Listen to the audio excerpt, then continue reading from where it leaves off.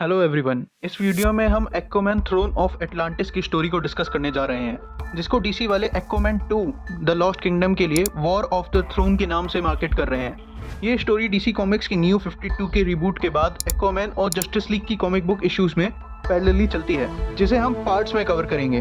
But उसके अलावा अगर एक्वामैन का थोड़ा बैकग्राउंड चेक दूँ तो हमारे एक्वामैन का नाम है आर्थर करी, जो कि बेटा है एक लाइट हाउस कीपर थॉमस करी का और एक अंडर वाटर किंगडम एटलांटिस की प्रिंसेस एटलाना का, जिसको अंडर वाटर रेल्म अपनाने से इनकार कर देता है और एटलाना की शादी कैप्टन ऑफ एटलांटियन गार्ड से करा देता है। जिसके बाद एटलांटिस को अपना पहला प्योर ब्लड प्रिंस मिलता है, जिसको तुम ओशन मास्टर या ORM के नाम से जानते होगे, जो काफ़ी कम उम्र में ही एटलांटिस का राजा भी बन जाता है। वहीं दूसरी तरफ सरफेस पर आर्थर भी बड़ा हो रहा था और उसकी बॉडी में आए चेंजेस को डॉक्टर स्टीफन शिन डिस्कवर करते हैं और एटलांटिस की एग्जिस्टेंस पर अपनी थ्योरी देते हैं।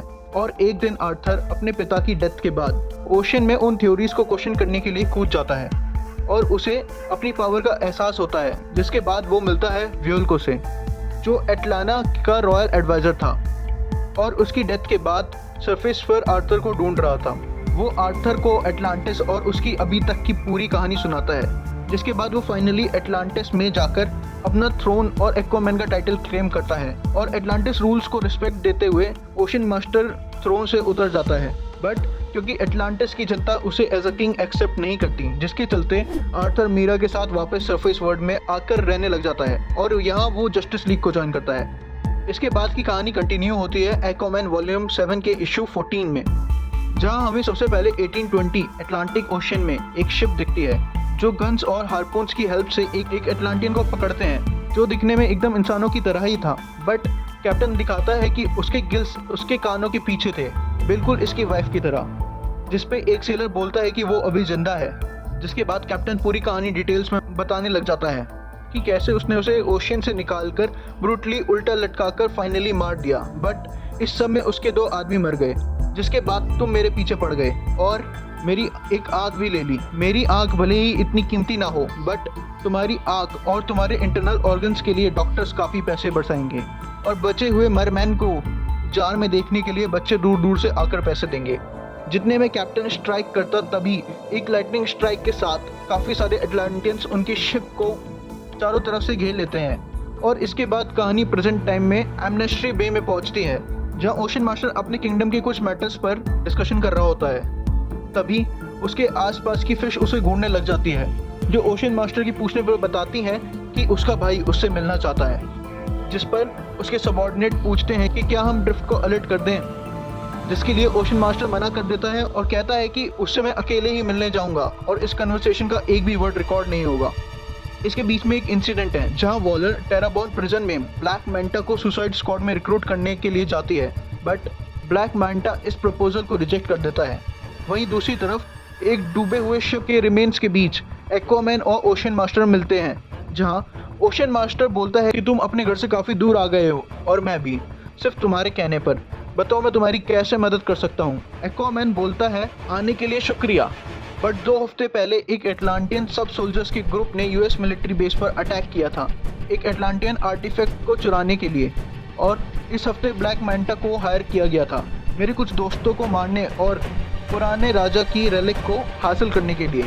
जिस पर ओशन मास्टर पूछता है ये ब्लैक मैंटा क्या है, और आर्थर बताता है कि वो एक ट्रेजर हंटर है सरफेस वर्ल्ड से और एटलांटिस में से ही किसी ने उसे हायर किया था एटलांटियन रेलिक को हासिल करने के लिए। जिस पर ओशन मास्टर बोलता है कि तुम्हें लगता है कि वो मैं हूँ आर्थर, अगर मुझे रेलिक चाहिए भी होता तो मैं उसे तुमसे मांग लेता।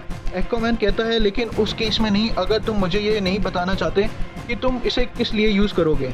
बट मेंटा को मिल गया है और मैंने उसकी पावर्स देखी हैं, वो एक पूरे द्वीप को डुबा सकता है। जिसमें ओशन मास्टर बोलता है कि आर्थर मैं तुमसे झूठ नहीं बोलूँगा और ना ही कभी बोला है, क्योंकि तुम मेरे भाई हो, और अगर तुम्हें मुझ पर जरा सा भी शक है तो सीधे पूछ लो कि मैं सरफेस वर्ल्ड पर कोई अटैक प्लान कर रहा हूँ, जो कि एक्वामैन पूछ लेता है और ओशन मास्टर बोलता है बिल्कुल नहीं। इस बीच व्योल्को, देख लेना कैसे प्रोनाउंस करते हैं, व्योल्को के साथ ही मछुआरों को नॉर्वे के ओशन में एक डेड बॉडी मिलती है, जिसके एटलांटियन होने की कंफर्मेशन के बाद व्योल्को something is very wrong, I must go बोलकर सीधे समुद्र में कूद जाता है। वहीं दूसरी तरफ ओशन मास्टर और एक्वामैन की कन्वर्सेशन चल रही थी, जहां ओशन मास्टर एक्वामैन को बताता है कि मैं अभी तक सिर्फ 2 ही बार सरफेस वर्ल्ड पर गया हूँ, एक बार तुम्हें वापस बुलाने ताकि तुम वापस इस राज्य को संभाल सको जिसको तुमने ठुकराकर अपने पिता के राज्य को चुना, जिसके लिए मैं तुम्हें बिल्कुल भी दोष नहीं देता क्योंकि तुमने अपना ज़्यादातर बचपन वहीं बिताया था, बट वहाँ की हवा कुछ ज़्यादा ही बुरी है। इस पर आर्थर बोलता है कि सरफेस वर्ल्ड इतना भी बुरा नहीं है। ओशन मास्टर बोलता है कि मुझे यकीन है तुमने अटलांटिक की तरह उस वर्ल्ड को भी काफ़ी इम्प्रूव किया होगा। एक टाइम पर मैं ये काम तुम्हारे साथ मिलकर करना चाहता था, बट अब सच में हम 2 अलग अलग वर्ल्ड्स में रहते हैं। मैंने तुम्हें इस खंडर में सबसे पहले तब बुलाया था जब तुम राजा बने थे, तुम्हें ये दिखाने के लिए कि सरफेस वर्ल्ड क्या कर सकता है। जो इंसान एक टाइम पर इस शिप को कंट्रोल करता था उसने हमारी ग्रेट ग्रैंड पेरेंट्स को मार दिया, हमारे राजा और रानी को मार दिया, जिस पर एटलांटियंस काफ़ी गुस्सा हुए। जानते हो उसके बाद उन्होंने क्या किया? उस शिप को डुबा दिया, बट उन सेलर्स को बीच समंदर में छोड़कर इंतजार किया एक एक करके उनके मरने का।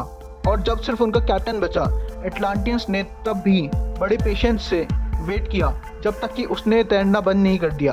उसके बाद वो उसे किनारे पर ले गए। जानते हो उसके बाद उसने क्या किया? उसने अपना नाइफ निकालकर वापस पानी में जाने की डिमांड की क्योंकि कैप्टन भी शिप के साथ डूब जाता है। अगर हम चाहें तो हम हर एक बोट को और हर एक सबमरीन को पानी में डुबा सकते हैं, बट हम नहीं करते और इसे कोई नहीं बदल सकता। और रही बात सेप्टर की, जिसने वो चुराया है, वो यही चाहता है कि तुम यही सोचो कि ये एटलांटियंस का काम है। तुम मेरे भाई हो और मैं तुम्हारे लिए सिर्फ खुशियाँ ही चाहूँगा। इसके बाद ओशन मास्टर वहाँ से चला जाता है। अटलांटिक ओशन के बॉटम में एक ट्राइडेंट से ओशन के बॉटम सरफेस पे स्ट्राइक होती है, जिसके बाद ट्रेंच एक बार फिर खुल जाता है जिसमें से फ्लैश ईटिंग क्रीचर्स अनलीश हो जाते हैं। जिसके बाद की कहानी जस्टिस लीग की कॉमिक बुक और इस चैनल पे आने वाली वीडियोस में कंटिन्यू होगी, तो चैनल को सब्सक्राइब करना मत भूलना। तब तक तुम सीक्रेट इन्वेजन की कॉमिक बुक स्टोरी जानने के लिए मेरी ये वाली वीडियो देख सकते हो। तो इसी के साथ इस वीडियो को यहीं बंद करते हैं और मिलते हैं नेक्स्ट वीडियो में। Till then follow the omniverse guide.